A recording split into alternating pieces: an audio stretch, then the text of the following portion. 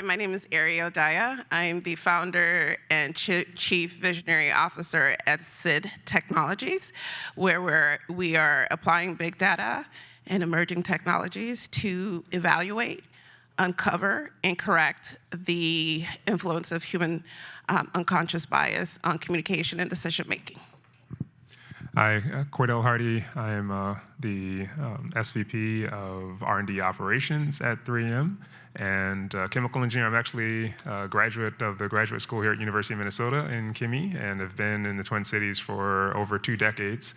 I am not a founder, but at 3M, who's pleased to support this event, we critically depend on an entrepreneurial ecosystem and entrepreneurship and entrepreneurial mindset in our technical workforce. So very happy to share that perspective here today. Hi, my name is Qiana Hicks, and I just want to make a slight correction. I'm a former senior manager in IT of Express Scripts. I'm a new founder, and I resigned from my 21-year career in IT to pursue my passion. I'm a founder of Rise Against the Odds and a new application called Pathway Forward. And it's designed to help youth and young adults from communities where poverty is high and hope is low to graduate. This application will provide them with a number of support, tools, and resources to help them prepare also for the future workforce. Good morning. My name is Dr. Chris Brooks. I'm a Twin Cities kid who, in June of 2018, co-founded Brown Venture Group with my business partner who's seated back there in the back, Dr. Paul Campbell. We are a venture capital firm that invests in Black, Latinx, and Indigenous technology entrepreneurs. And we are closing out our inaugural fund of $50 million right now to deploy those funds into those communities. Amazing. We are in for a treat today. I'm so excited. So I would like to ask my first question to you. What is your innovation?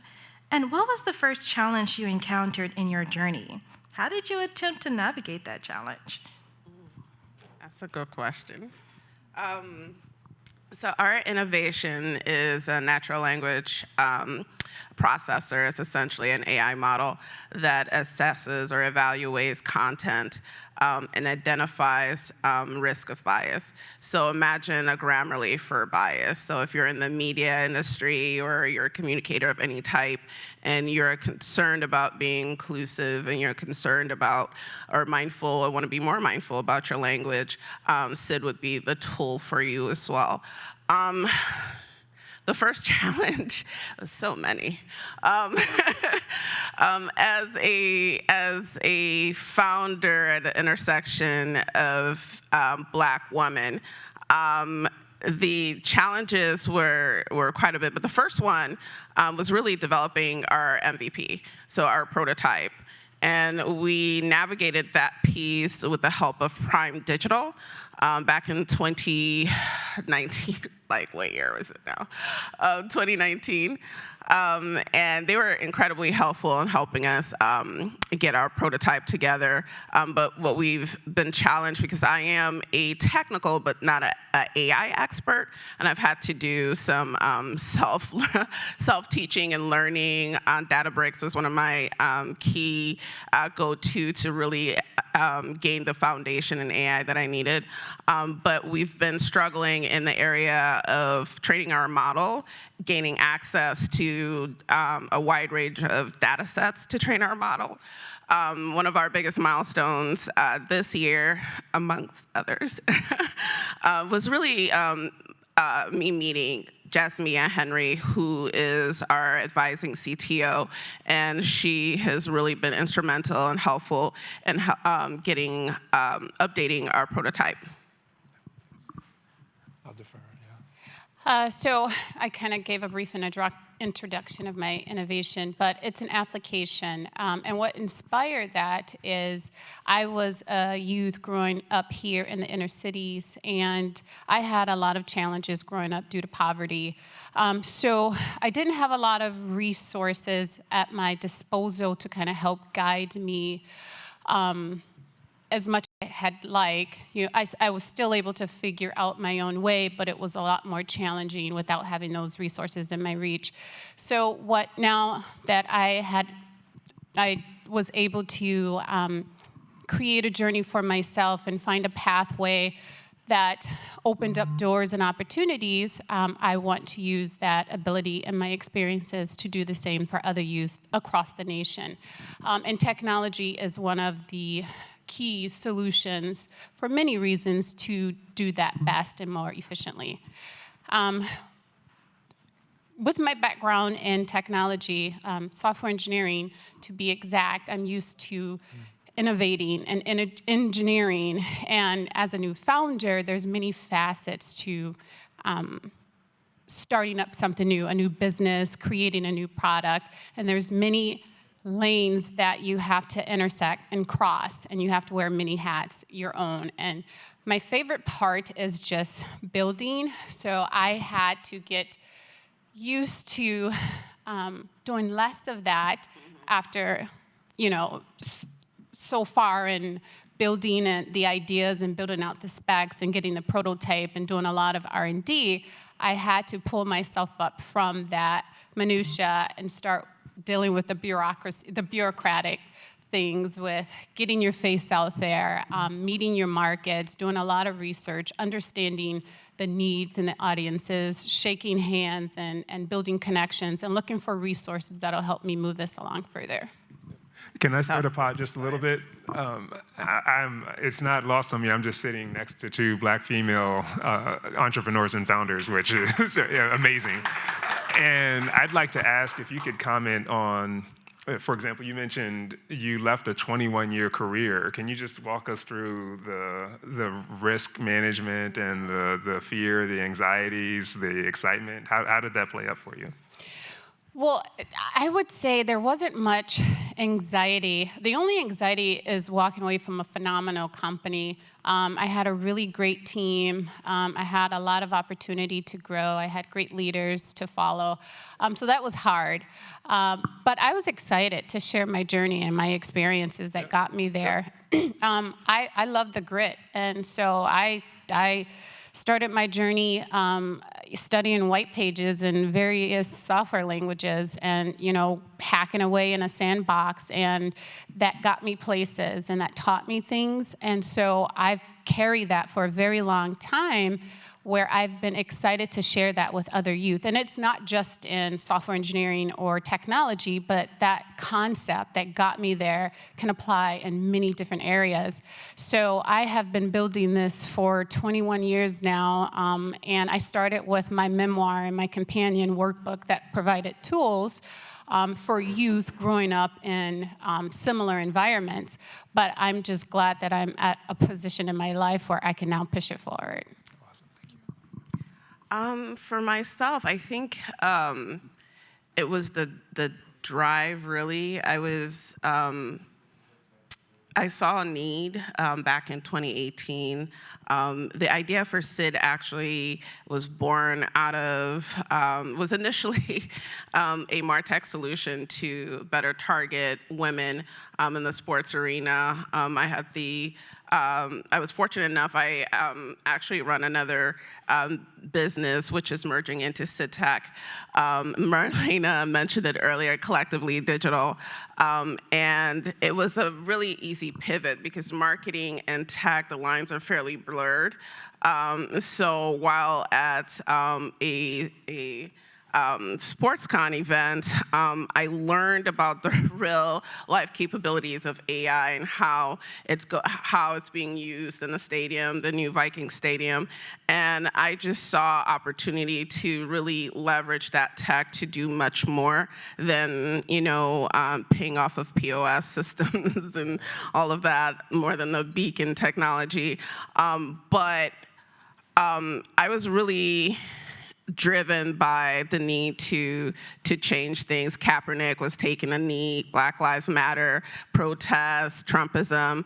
I just wanted to change the outlook for myself first, selfish, but for myself and those that look like me. And it was an easy kind of transition from being a founder or CEO at a marketing agency to being a founder of a tech firm.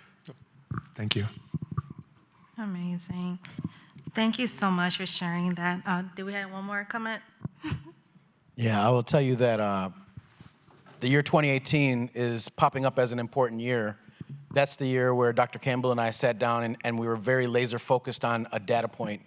And the data point that we were focused on was that if you took women, black folks, and Latinx folks and aggregated them together, only 3% of venture capital was being allocated to those three groups. 92% was going to white males, and then the rest that was left over was split up between mostly other men. And we looked at each other across the table at Starbucks. I'll never forget, we were like, what does this mean? Like, this makes no sense. So we started doing research, and our research led us to the conclusion, one of the conclusions was that the most entrepreneurial, best prepared group of founders in the nation was black women, as evidenced by a couple of the members on this panel.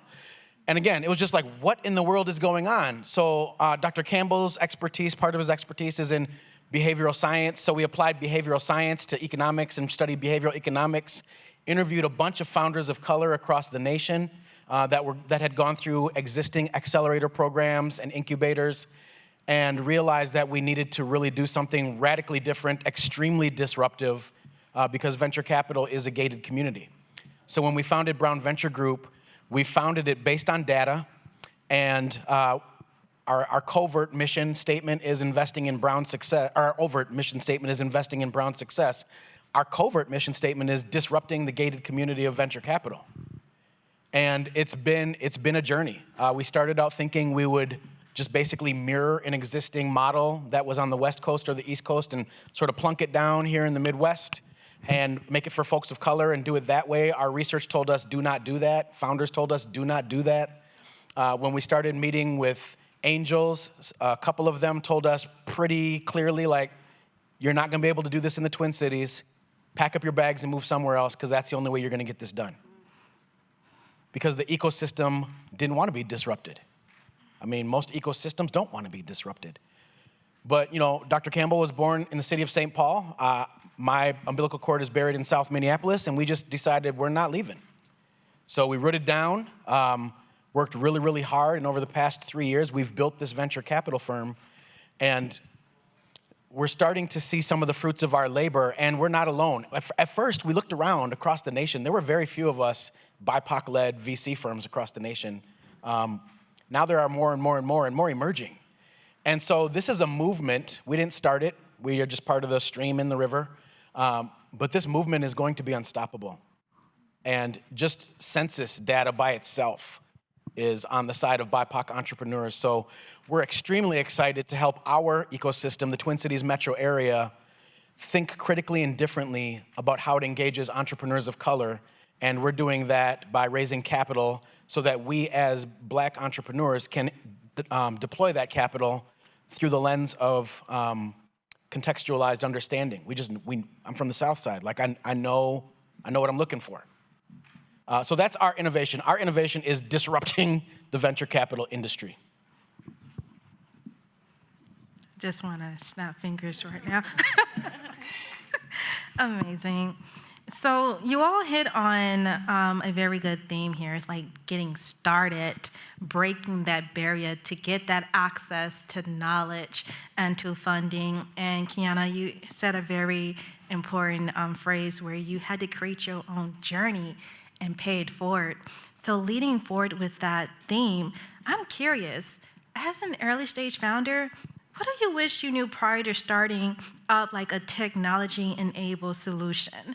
And as an investor, because we do have that available here, what do you have to know prior to seeking funding for your technology-enabled solution? I can go first. Can you repeat the question for Absolutely. the founders? So as an early stage founder, what do you wish you knew prior to starting up a technology-enabled solution? That the technology was going to be the easy part. I think I learned a lot about, you have to kind of find a lot of things. You have to find your own way. There's not like a clear-cut path, which is great because that just makes you more stronger and resilient. So that's how I look at it. I look just like when I was self-publishing, it's a challenge. I didn't have a guide, and so I documented my steps along the way so that I can share that with others charting a similar course. So this is similar to that same journey for me. I'm starting a new journey in a different way, but I'm having to find resources and discover them. And there's been a lot of great people out there to network with that are happy to help and provide as many resources or knowledge or connect you to people.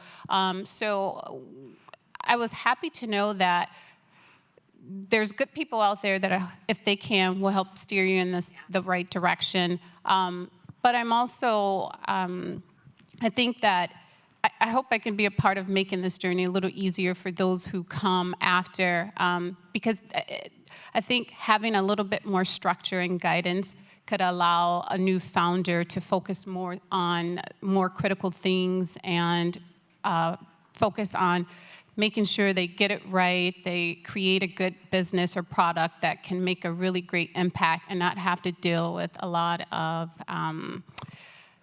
remedial things like all the barriers we have, well, some of the barriers we have with getting critical resources. I wish they were more forthcoming, but 'tis is life, and that's just an opportunity.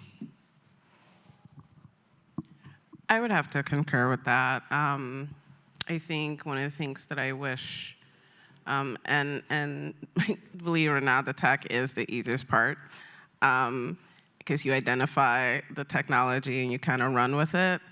But the business side of things, I didn't realize because, as someone that's already an entrepreneur, I thought I had the business down, and I didn't nowhere near it.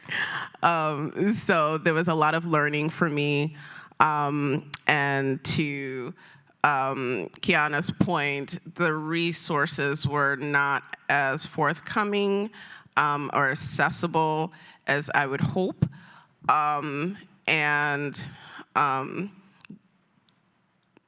there weren't resources at the level that I was starting at. I guess not that there weren't resources out there. I think there's another phase of the startup. Sorry about that. Another phase of the startup that is completely missed. That there isn't a lot of resources allocated to truly early stage founders, and that's something that I wish I had known. Absolutely. I'd love to touch on that last point because it's a really good point. When we did our research prior to truly launching the firm, one of the recurring themes was that in most accelerators and incubators, there was a prerequisite to have a friends and family round raised before you could even get entrance into some of the other programs.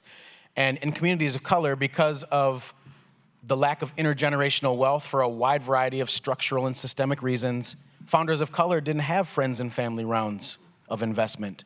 I was told, and many of us maybe were, by our parents, get an education, get a job, don't come back and ask me for money. That's basically the antithesis of a friends and family round, right? So in Brown Venture Group, when we finally launched our fund, after all the research, after everything, in our $50 million funding structure, $10 million is for friends and family rounds of funding. And we imagine we'll invest in around 75 businesses at the friends and family stage because that was what was truly missing to just even get entrepreneurs of color on the playing field. And what we are learning is once on the playing field, entrepreneurs of color quantitatively outperform majority culture founders. So I think it's an excellent point that we need to target a lot more of our funding and resources at the early stage and stop focusing on Series A, B, C, D, keep thinking about IPOs and all this stuff. All of that will come. Right now, we just need to get the ecosystem humming. Yeah, and to that point, more practical resources, right? These are resources, some resources that are presented at the early stage that are supposed to help us on our journey. aren't really practical when you're starting up. They're important, but down the line. So there's a barrier to get to them, which kind of defeats you from being able to even start up in the first place. So I think accessibility and practicability. Practicality, thank you. But I think that is important with the resources that are supposedly there to help. So can we redefine early stage? I feel like we need to start there. Let's redefine that. I'm listening to the conversation, and one of the things that didn't show up in any of the answers so far is the idea of, it's sort of implicit in Qiana's answer, like business model canvas, value proposition. As a tech founder, or by analogy with a corporate setting, the inventor, you have your widget, you have your patentable material, and you run down the hall with it, and you think this is going to change the world, but there's no business around it. And so a lot of the conversation is centered on resource scarcity, resource availability. To what extent, from your vantage point, does the viability of the business model into which your tech fits become central?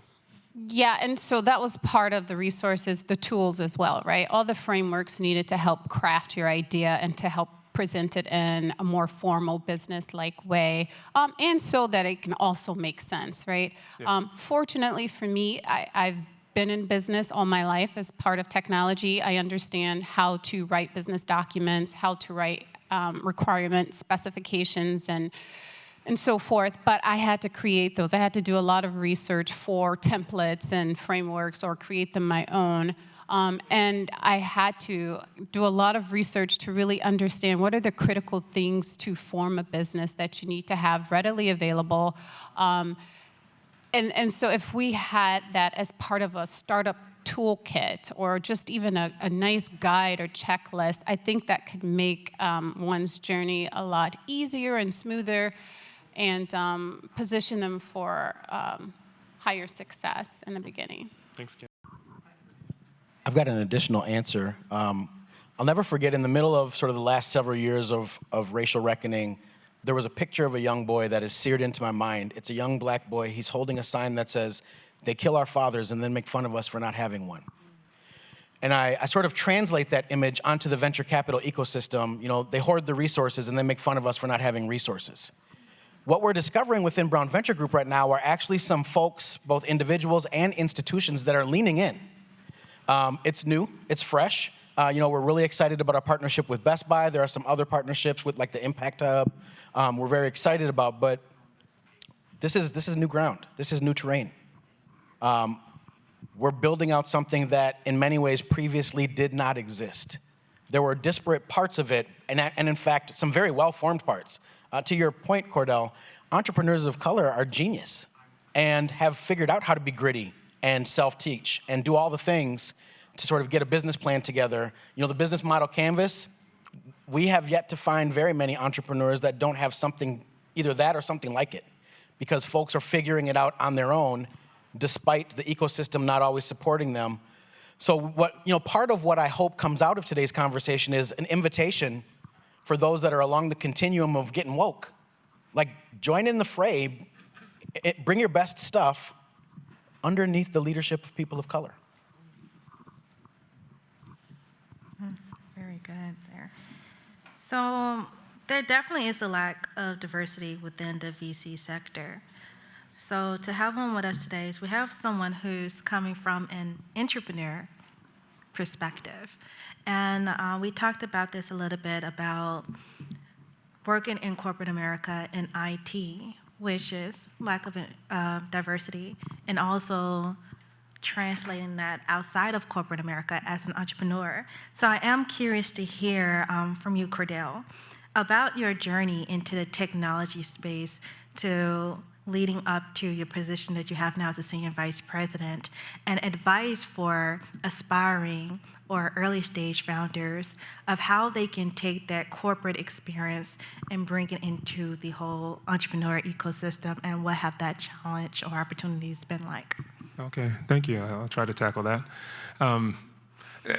Yeah, as I was reflecting about the event today, although I haven't taken that step of leaving employment and going out where you take your future a lot more directly into your hands, there are a lot of obvious parallels between being a change catalyst in a corporate environment, starting a product line or starting a platform or incubating a business, and entrepreneurship outside where you are the founder. Embrace of diversity. And this is, a lot of times you think about gender or ethnic background, but just different perspectives, different geographic origin, absolutely necessary in order to have the best ideas. If everybody thinks the same way, you'll have a paradigm that's sort of intrinsic, with whatever problem, and you won't really be as creative. We're talking about tech, so like technical competency. We heard about AI and data sets, and we have a software engineering expert to my right. It's necessary to be a leader, a thought leader in your field of expertise. And so you're bringing value. That's part of your enterprise or your platform differentiation, is that other people can't do what you and your team do. And that's where your profit margin comes from, because you have a moat of differentiation.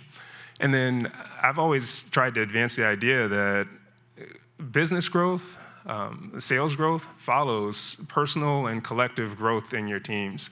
So leading with empathy and valuing the personal experience. If you're thinking about your customers, you have to really care, what their journey is, why they should invest with you, why they should purchase your product or service. And having that really be a driver for the activities, because when you run into the problems, as you will, right, the grit that you have to muster has to come from somewhere. And I've always found that sort of the self-interest is just insufficient to meet the challenges of creativity. So those are some general areas. And then I think, as you talked about, personal journey, and just I'll add this comment.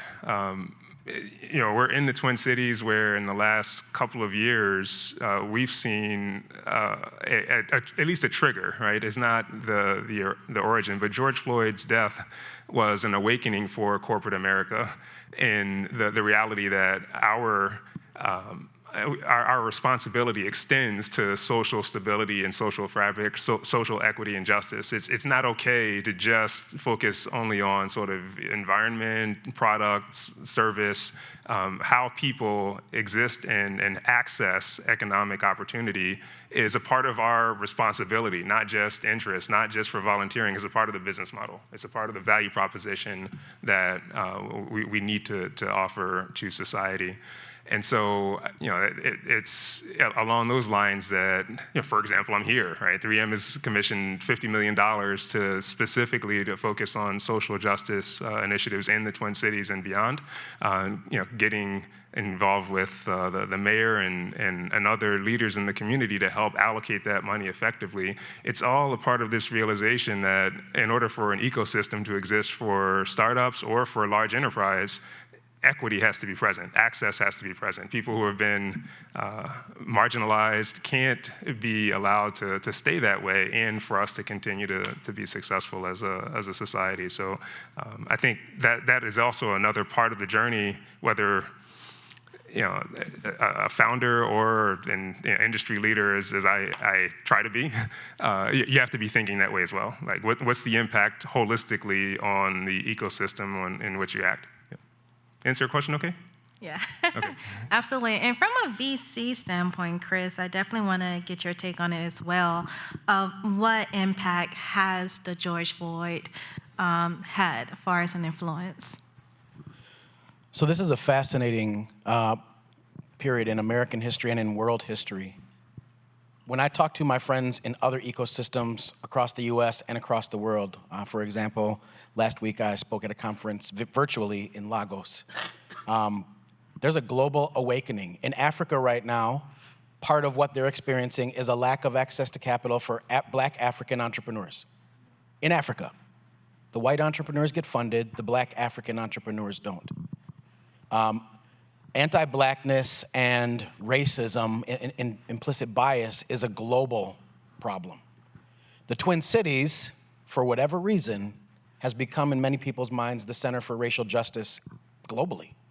When I talk to my friends in Africa or Ecuador or Italy, they all talk about the Twin Cities and the murder of George Floyd. In the immediate aftermath of the murder of George Floyd, not immediate, but fairly shortly thereafter, many corporations around the nation and around our Twin Cities made some pretty big commitments, starting with M's and B's, millions and billions. Cordell just referenced one from 3M. Theoretically, an enormous amount of capital was allocated into our ecosystems, in some ways as almost like a reparative justice way of thinking. Like something's totally very broken, and we've got to put capital in to fix it. We're now on the other side of that quite a ways, and I think it's the time to measure and hold accountable all of the folks who made those commitments. And again, I think once we do that work, we will find there are some leaning in, there are some very good actors, there are some very serious corporations with leaders of color in them that are driving change. And there are some that haven't put any money in escrow. Zero. So we've just got to think critically about how capital flows, about how commitments get realized, about what it means to say we're going to do X. Is that just media? Or is that restricted dollars in a restricted account that cannot be used for any other purpose than to invest in the initiative that you referenced from the microphone? We in Brown Venture Group are experiencing several, especially institutional investors that are putting their money where their mouth is. We are also acutely aware of some that are not. And now's the time. We're at a unique moment in world history. If there was ever a time to invest outside of the post-slavery, post-Jim Crow era in America, it's now. Before you move on, I have a question for Chris. So you have me at accountability and measurement.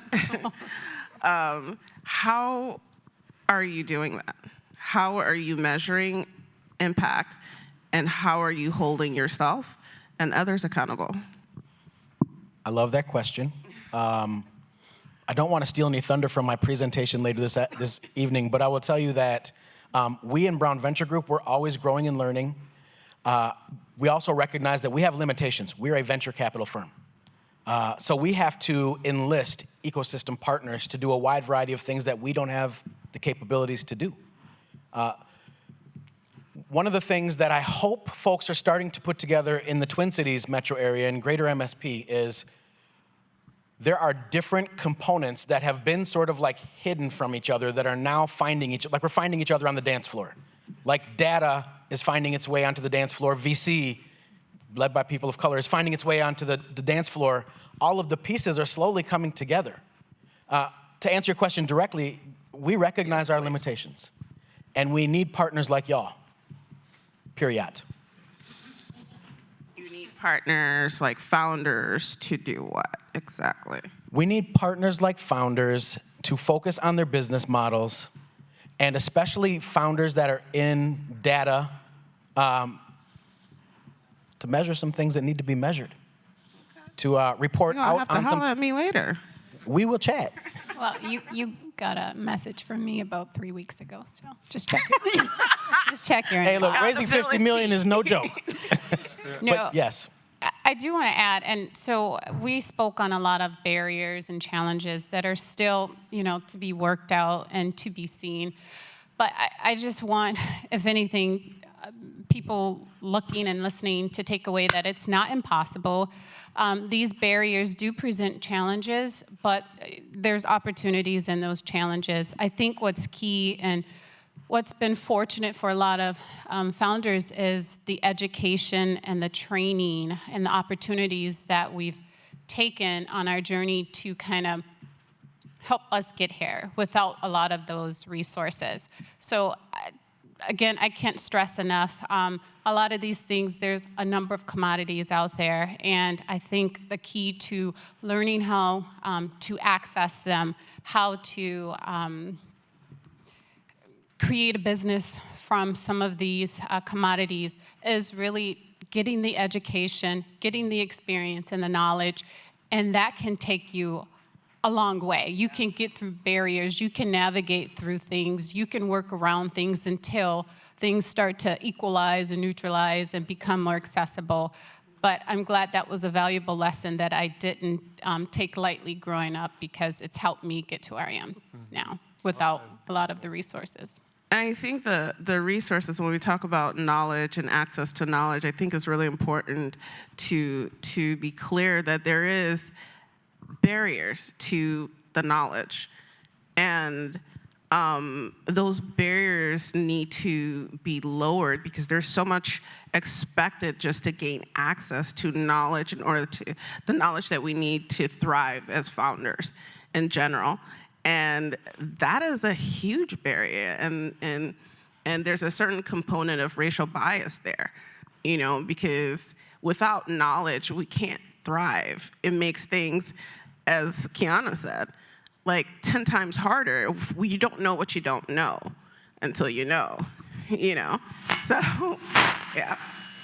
So right now, as an early stage founder, I have my notes and pen ready. I'm ready to know what I need to do next. So I represent two scales, and you guys bring interesting points. We consider like a day one founder, like a little zebra, where, like Qiana said, we don't know what we don't know. All we know is that we have an idea, and we want to see that grow.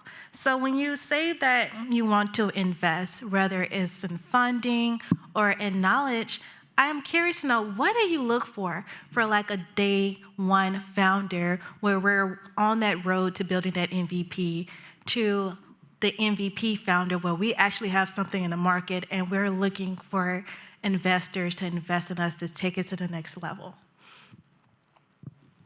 I was going to yield to Cordell to go first, but he's not grabbing his mic, so I'll go first. I was processing. I'll answer after you. So we, within Brown Venture Group, because we're trying to do things differently and engage from a culturally woke perspective, we take a very human-centered approach to engaging each founder. I'm raising a special abilities child, and in that sector, there's a thing called an IEP, an individualized education plan.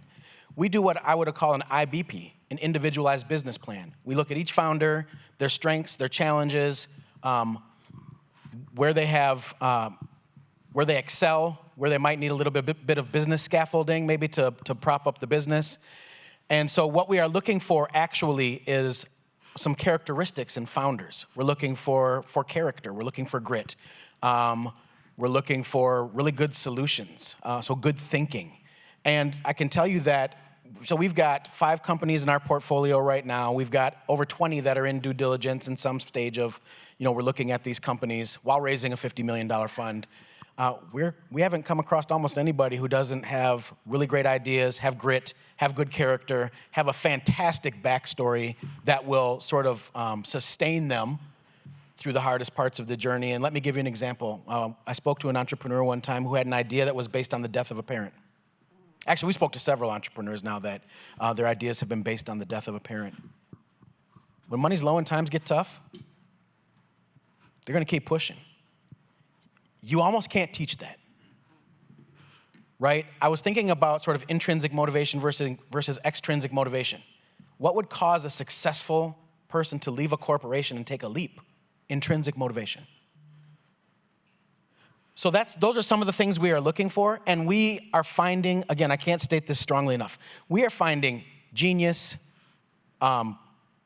patents, MVP, really strong thinkers everywhere we look in BIPOC communities right now. It's ridiculous.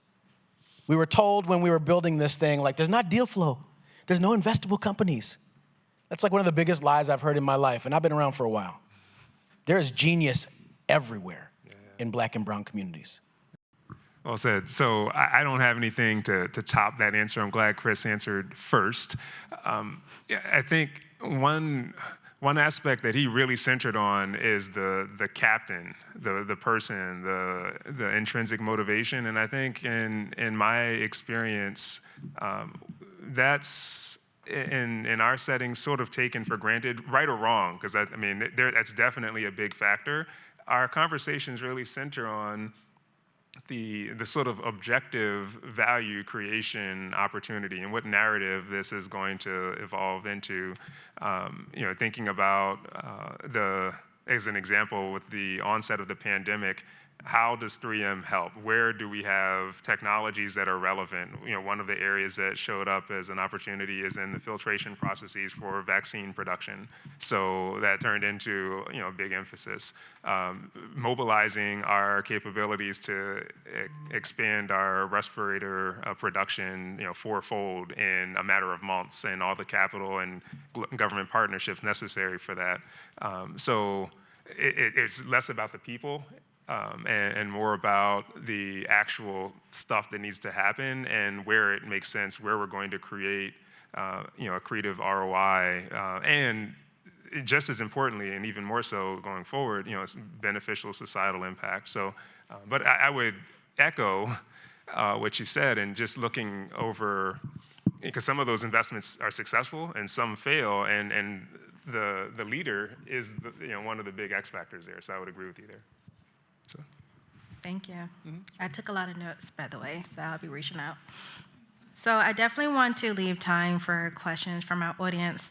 So we all heard some of the challenges that founders on stage have experienced. So I would like to ask each of you, what advice or recommendations can you share with founders as well as the audience that would help them better navigate their journey? I can start. My recommendation would be what I recently learned was to cast a net wide.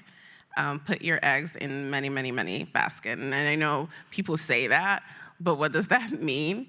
It means, like, for those that are not in Minneapolis, wherever you are, put your eggs in your local market, in your national market, and in the global market, right?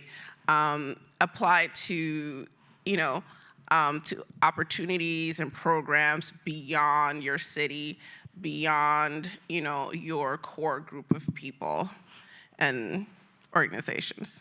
Sure. I was dealing with the mic change. I didn't hear the question.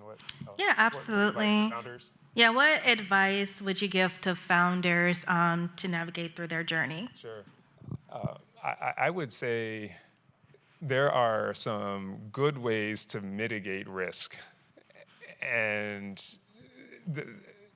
whether in a company or starting up, it's natural to have either an unconscious or a conscious bias towards success. You don't do something expecting that you're going to fail. So you have to be aware of that sort of inside you. And there are ways, so counsel, not necessarily paid, but having a collaborative view, people who are experienced, sort of a personal, informal board of directors that you're talking through ideas with. On the financial side, just thinking in advance, okay, I expect this is going to work, but if I get surprised, what are some things that I should be prepared for? Am I looking through rose-colored glasses with my fundamental value proposition? Yes, I'm passionate about this, but is this a business, right? Am I going to create a return on $1 with what I'm doing right now?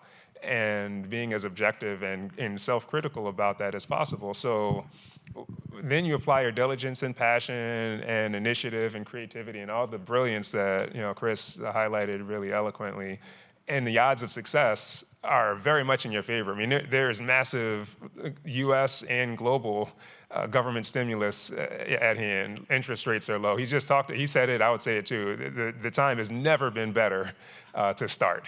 And so, I mean, the opportunities, and then as you think about the social fabric as well, I mean, the opportunities are really ripe right now. So the risks are actually in your favor, but just being a little proactive is a good idea. Yeah, I agree with some of those things too. I would say, first and foremost, make it make sense, literally. You want to make sure you have something sustainable. And then you want to make sure that it's something you're passionate about. Think of the ROI as return on impact, and how are you making an impact? What change are you making? And how can you be your best self to do that? Know your strengths and your weaknesses. We're not great at everything, and if we try to be great at everything, we're just setting ourselves up to fail. So that's where you get good with meeting friends, asking for help, doing research. You be prepared to become a student all over again.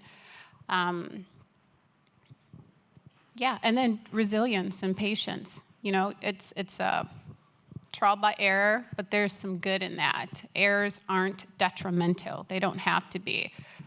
They taught me a lot. So just make sure you have your notepad. Be ready to be on a journey where you're going to learn and experience a lot of great things. Don't get overwhelmed with the mountain that you have to climb. Just take it step by step, because it is a lot of work. So you want to make sure you set yourself up for success in the beginning. I hope you all are enjoying like the diversity of thought on this panel as much as I am. There are very different answers coming from very different perspectives. I think what's necessary for founders is to have a mix of sort of qualitative and quantitative stuff, right? There's the business plan, there's the metrics, there's how you plan to get speed to market and your marketing plan and all of those things.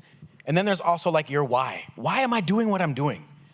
And yesterday I spent my entire day judging a pitch competition, and the very last presenter, who I believe won the big prize in the pitch competition, her story centered around being deployed in the military and being away from her child and wanting to create a business that would both be good for the world and be good for her kid.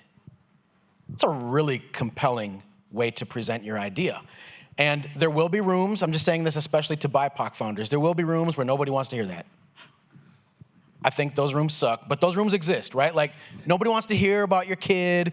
Nobody wants to hear about my mama immigrating from Jamaica. Nobody wants to hear about any of that stuff. That said, you keep that why strong. And again, I believe, and this is what I'm experiencing in my life right now, when hard stuff happens, and in Brown Venture Group, Dr. Campbell and I, we've experienced some really inappropriate comments from folks. We've had to hear no a lot, but we know what we're trying to achieve. We know that if we are successful, we will disrupt an industry that has blocked folks of color from access to capital for the entire history of the industry. That gets me through a lot of days when they're really hard days and I go to a meeting and miss dinner with my family and all I hear is, we ain't got you. Make sure you've got that mix of qualitative and quantitative. And we as VCs, we really listen hard for the qualitative. We really listen hard for like the why, the backstory, because we know how hard this journey is. Absolutely. I definitely want to say thank you so much for being our speakers today. So now we'll definitely like to open it up for questions. Guess I'll just exercise. Okay, you got me? Do we have a...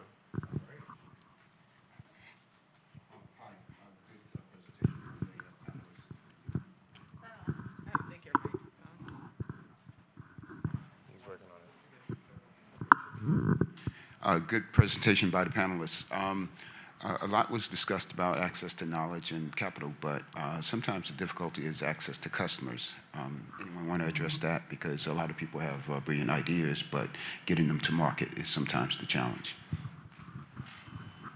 That's a great point. That is a challenge, and that's a challenge that we are currently looking for channel partners and our first, group of customers for testing purposes. So thank you for mentioning that. Yeah, it is definitely a challenge, and the way that I address that challenge is you have to get creative. You have to figure out how to go where your market is. First, research and know where they are, but then stalk the people in it. Figure out what they do, study their behaviors, find out what they like, and then try to meet people in that space. And sometimes it's good to know that you don't always start from the top-down approach, because a lot of times you don't get an answer from the top. So kind of work various angles to get to your market, but I think it's really important to engage them early on. What we look for when we're looking at potential investments is we look for differentiation. And how do you get to differentiation? you have to really understand the market and know who your competitors are. So a market analysis, when I see a business plan and there's no mention of any other companies doing similar things or that are competitors, it makes me nervous. We've seen a lot of great ideas that sort of sit in isolation and haven't taken a look around. And differentiation actually gets sharper the more you know about your market, right? You might have a great idea that's really novel, and you might find out there are other competitors that are taking little chunks of that, but the core of what you're doing is still really novel. Knowing about those other little chunks will help you focus and not expend unnecessary energy on stuff that's not ultimately going to lead to the destination, right? Someday you'll hire those folks. What you need to figure out is how to scale your company so you can hire those folks. Just between us, I would maybe add that the notion of confidentiality early stage can be a little bit overblown. So there's a tendency, you have this great idea, you keep it under wraps, and you don't validate with potential customers because you're afraid somebody might steal it, rip it off, and then you get further down the road and it's gone. The risk of that is actually not so high that you should forego the benefit of having customer engagement very early on. So if you're working on something and you can't talk with somebody or can't validate with someone at a fairly early stage as soon as you have an MVP that, hey, I'd buy this. When can I want it now, right? If they're not pulling, then maybe you're pushing the wrong thing. And you can get that information early on. And so it's another thought. Also, like programs like Beta's Cohort, Lunar, and other accelerator programs, if you're able to get in, do help you with that, with your first customer acquisitions. Thank you. So I definitely want to give room for 2 more questions then. Okay, we're picking. We have a question from online from Junia Joseph Benham. Any thoughts on if the well will run dry anytime soon regarding this reparative attention we're seeing now for Black-owned businesses? That's a fantastic question. I think there's a burden, unfortunately, an unnecessary burden on communities of color to do 2 things: rush to capture the capital and hold folks accountable who made the commitments to deploy the capital. We've seen historically that when something happens, a flashpoint, folks rush to microphones, but they don't rush to the bank, right? What we do not need right now is never-ending media. What we need is an infusion of capital and the trust that Indigenous and Black and Brown leaders have the subject matter expertise to make amazing things happen. I am not convinced that all of that capital that was committed is going to be released without a unified, strategic push from BIPOC communities to hold those folks accountable for the commitments they've made. And it's, again, we really do need some analytics around this. Even some of the language that was used in different announcements, it's tricky to figure out, like, who's saying what? So the question was, will the capital run dry? I think some of it has already been captured. I think much of it has been placed out there in such a way that it will not run dry. But there's a great deal of it that's still an open question that needs to be answered. I'll just add, I think the Fed is purchasing something like $120 billion of assets a month, right? And so access to capital, just thinking from the U.S. perspective, is there.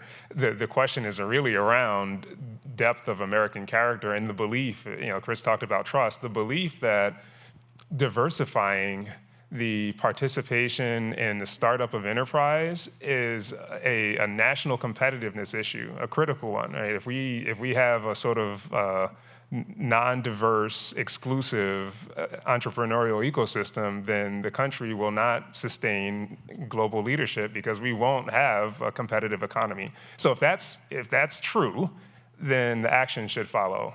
And if we don't believe that, we meaning collectively, then we're going to continue to see disparities exist and continue to see a lot of the stuff that we saw, in the last 18 months. Amazing. So we have time for one more question and one more panel. So my question is this. I come from the world of sports where you've seen a lot of athletes going into building companies right now.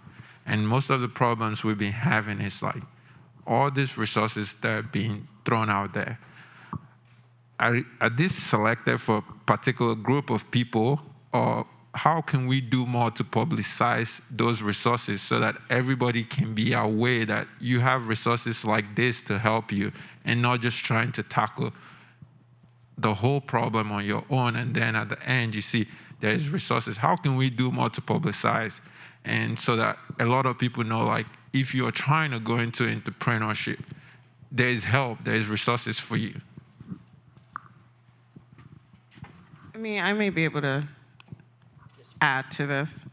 From my experience, and I know what you mean about awareness, I think if we look at how awareness was built around PPP, and if we could do the same, if we can put the same energy, and quite frankly, even with the awareness with PPP, I'm like missed out just because there wasn't support with actually completing the form and all the information.